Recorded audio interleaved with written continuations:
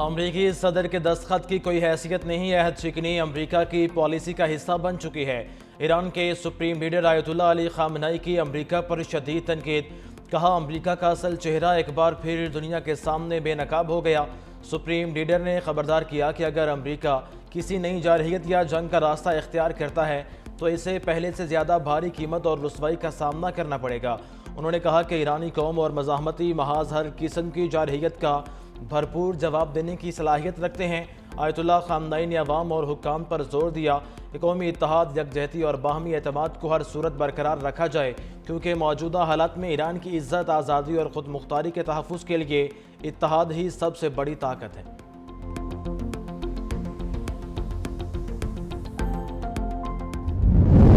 اردن میں ایرانی بیلسٹک میزائل اور ڈرون حملوں سے 2 امریکی فوجی اہلکار ہلاک۔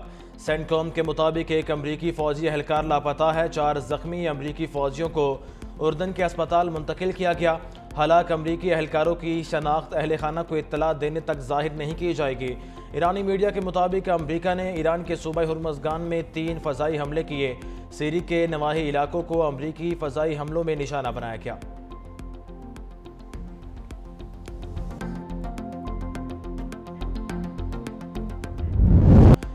ایران کا اسلام آباد مفاہمتی یادداشت پر عمل درآمد معطل کرنے کا اعلان۔ ایران کے نائب وزیر خارجہ کاظم غریب آبادی نے کہا کہ ایران نے امریکی خلاف ورزیوں کے بعد اسلام آباد مفاہمتی یادداشت پر عمل درآمد معطل کر دیا ہے۔ امریکہ نے اسلام آباد مفاہمتی یادداشت کے تحت اپنی تمام ذمہ داریوں کی خلاف ورزی کی۔ مذاکرات کے دوران امریکہ نے جارحانہ کارروائیاں کر کے بات چیت کے عمل کو نقصان پہنچایا۔ امریکی حملوں کے خلاف ملک کے دفاع میں مصروف ہیں، اس لیے مفاہمتی یادداشت پر عمل درآمد روک دیا ہے۔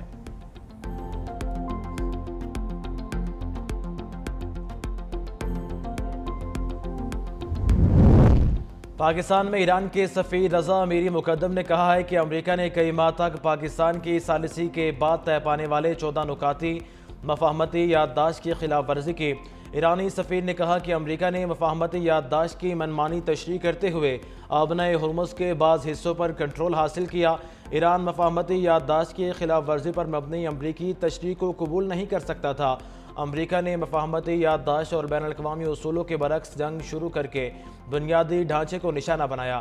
ایرانی سفیر رضا مقدم امیری نے کہا کہ بین الاقوامی برادری امریکی جارحیت اور غیر ذمہ دارانہ اقدام کی بھرپور مذمت کرے۔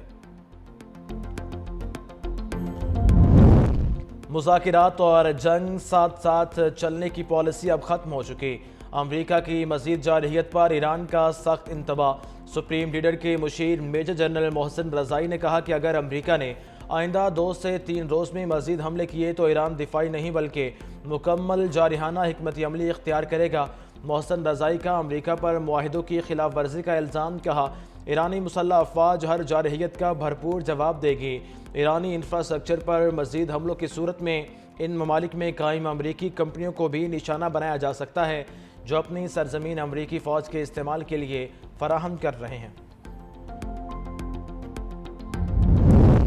ٹرمپ کا ایران کے خلاف وسیع فوجی آپریشن پر غور، درجنوں طیارے اسرائیل روانہ۔ ایکزیوس کی رپورٹ کے مطابق درجنوں فضائی ایندھن بردار طیارے اسرائیل بھیجے جا رہے ہیں۔ ڈونلڈ ٹرمپ کے زیر غور منصوبوں میں ایران کے بجلی گھروں، اہم انفراسٹرکچر اور جوہری تنصیبات کو نشانہ بنانا شامل ہے۔ ایکزیوس نے خدشہ ظاہر کیا ہے کہ آئندہ چند روز میں مزید امریکی ری فیولنگ طیارے اسرائیل پہنچ سکتے ہیں۔ صدر ٹرمپ نے ابھی حتمی فیصلہ نہیں کیا، لیکن آئندہ دنوں میں جنگ شدت اختیار کر سکتی ہے۔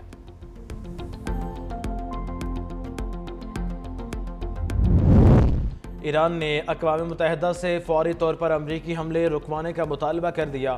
ایرانی مندوب امیر سعید نے سیکرٹری جنرل انتونیو گوتریس اور سلامتی کونسل کے صدر کو خط بھجوا دیے۔ لکھا امریکہ نے پلوں، ریلوے نیٹ ورک اور رہائشی علاقوں کو نشانہ بنایا۔ حملوں میں 43 شہری جاں بحق اور 400 سے زائد زخمی ہو چکے۔ شہری املاک پر حملے جنگی جرائم اور UN چارٹر کی خلاف ورزی ہیں۔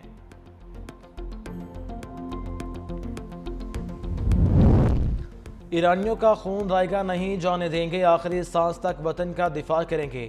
امریکی حملوں پر ایران کا سخت رد عمل۔ ایرانی وزیر خارجہ عباس عراقچی نے امریکی حملوں میں شہید ہونے والے شہریوں کی تصاویر جاری کر دیں۔ کہا تینوں افراد کو بندر خمیر پل سے گزرتے ہوئے نشانہ بنایا گیا۔ ایران نے امریکی کارروائیوں کی مذمت کرتے ہوئے کہا حملوں کا بھرپور جواب دیا جائے گا۔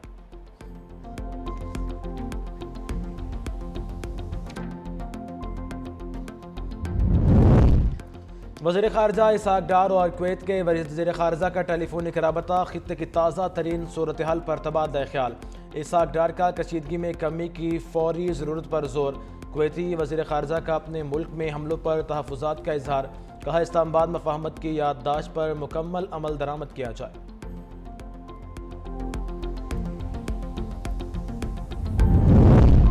بانی پی ٹی آئی کی بہن نورین نیازی کا مارکہ حق اور پاک فوج کے خلاف متنازع اور شرمناک بیان۔ نورین نیازی نے ذاتی مفادات کے لیے ریڈ لائن عبور کر لی، کہا مارکہ حق افواج پاکستان اور مودی کا گٹھ جوڑ تھا، پاکستان کے اسرائیل کو تسلیم کرنے کے باعث بھارت نے حملہ نہیں کیا۔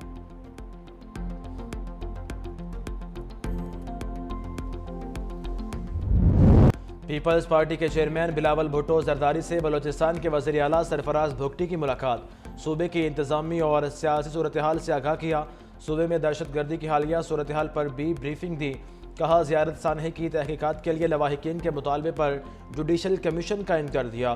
بلوچستان میں قیام امن کے حوالے سے عنقریب آل پارٹیز کانفرنس بلائی جائے گی۔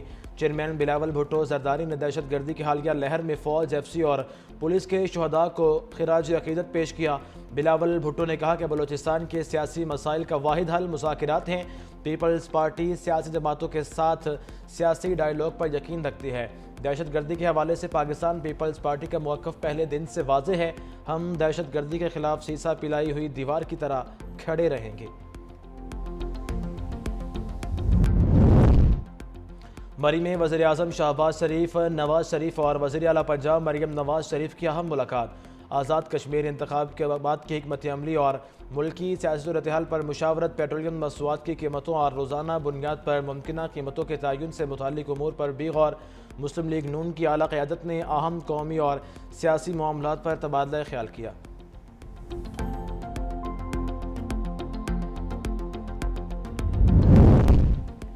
وزیر اعلیٰ پنجاب مریم نواز شریف نے واسا کے لیے جدید سیوریج اور نکاسی آب مشینری کی فراہمی کا آغاز کر دیا۔ پہلے مرحلے میں 15 اضلاع کو 272 جدید مشینیں فراہم، 41 اضلاع تک 696 مشینیں اور آلات کی فراہمی کا عمل جاری۔ وزیر اعلیٰ پنجاب مریم نواز کا کہنا ہے کہ ہر شہر، ہر شہری کو بہتر سیوریج اور جدید نکاسیات کی سہولت فراہم کرنا حکومت کا عزم ہے۔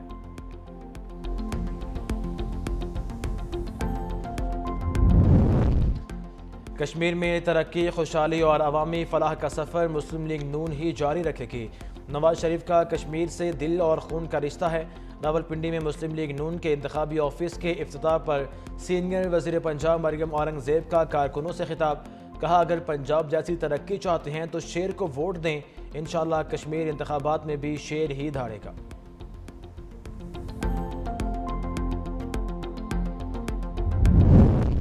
ملک میں سرمایہ کاری کے لیے ماحول سازگار بنا دیا، ماضی کی رکاوٹیں دور کر دیں۔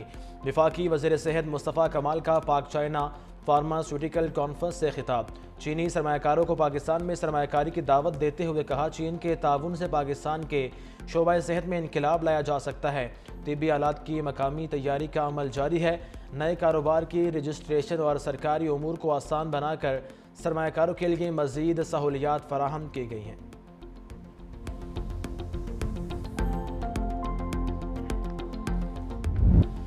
ملک کے مختلف حصوں میں آج سے 23 جولائی تک شدید بارشیں، این ڈی ایم اے نے سیلاب اور لینڈ سلائڈنگ کا الرٹ جاری کر دیا۔ گلگت بلتستان، خیبر پختونخوا، آزاد کشمیر، پنجاب، اسلام آباد اور شمال مشرقی بلوچستان کے متعدد علاقے خطرے کی زد میں ہیں۔ دریاؤں، ندی نالوں اور برساتی گزرگاہوں میں پانی کے بہاؤ میں اضافے کا امکان ظاہر کیا گیا ہے۔ آزاد کشمیر کے پہاڑی علاقوں میں لینڈ سلائڈنگ، جبکہ راولپنڈی، اسلام آباد، لاہور، فیصل آباد اور دیگر شہروں میں اربن فلڈ کا خدشہ ہے۔